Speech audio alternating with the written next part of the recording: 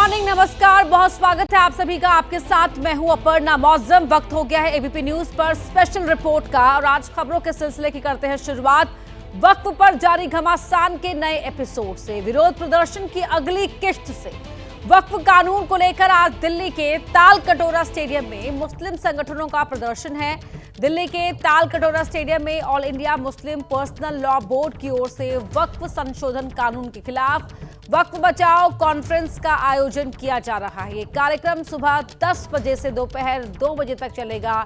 इस कार्यक्रम में जमीयत उलेमाए हिंद, जमाते इस्लामी हिंद जैसे मुस्लिम संगठनों के अध्यक्ष और प्रतिनिधि वक्फ कानून के खिलाफ अपनी बात रखेंगे। इसके अलावा कार्यक्रम में विपक्ष के कई सांसदों को भी एआईएमपीएलबी की ओर से बुलाया गया है।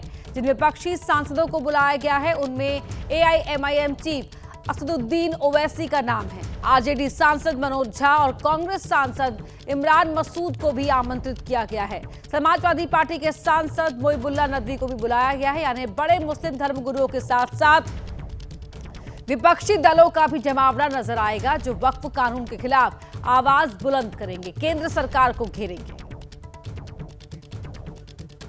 के लिए मौजूद हैं all India Muslim personal law board के अध्यक्ष मौलाना खालिद सैफुल्ला रहमानी साहब। क्या सुप्रीम कोर्ट का जो अभी तक जो ऑब्जर्वेशन है, इससे थोड़ी खुशी, थोड़ी संतोष है? हाँ, हम अच्छी उम्मीद रखते हैं।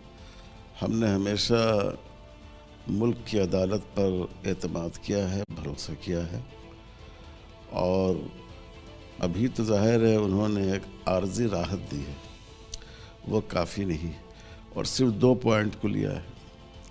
यह पूरा कानून ही ऐसा है कि उसको डस्टबिन में डाल देना चाहिए। मौलाना, जिस तरीके की बात सरकार के नुमाइंदों की तरफ से की गई कि क्या आपको नहीं लगता कि वक्फ बोर्ड कानून में जो 2013 में संशोधन किए गए थे, लेकिन उसके बावजूद कुछ खामियां थी।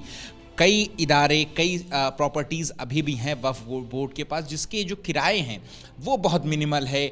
पुरानी दिल्ली में कई ऐसे हैं प्राइम प्रॉपर्टी हैं, लेकिन 20 रुपये, 25 रुपये, 30 रुपये हैं। आप ये बताइए कि वक्फ बोर्ड के ओहदेदारों को कौन अपॉइंट करता है? उसका गवर्नमेंट ही करती है ना। तो अगर वक्फ बोर्ड में कहीं कोई कमी है तो ये गलती गवर्नमेंट की है या मुसलमानों की है?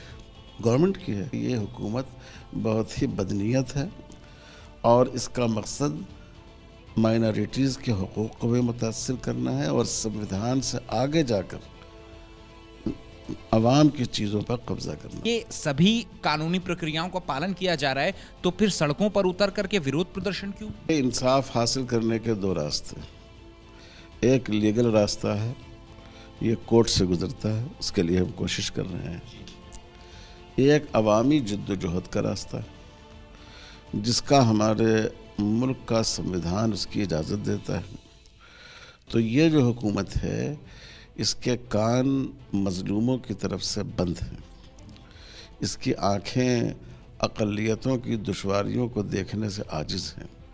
तो इन तक अपनी आवाज़ पहुँचाने के लिए अवामी कोशिशें भी ज़रूरी हैं। इसलिए हमने दोनों तरह की कोशिशें जारी रखी हैं। तो हर महाज पर यह हुकूमत नाकाम, इसलिए यह हमेशा कोई ऐसा मुद्दा छेड़ना चाहती है जिसको हिंदू मुस्लिम बना दे और उसके ज़रिए हमारे बेचारे बाज़ भोले भाले हिंदू भाइयों को वरगलाए, उनको भड़काए और उनसे वोट हासिल करे।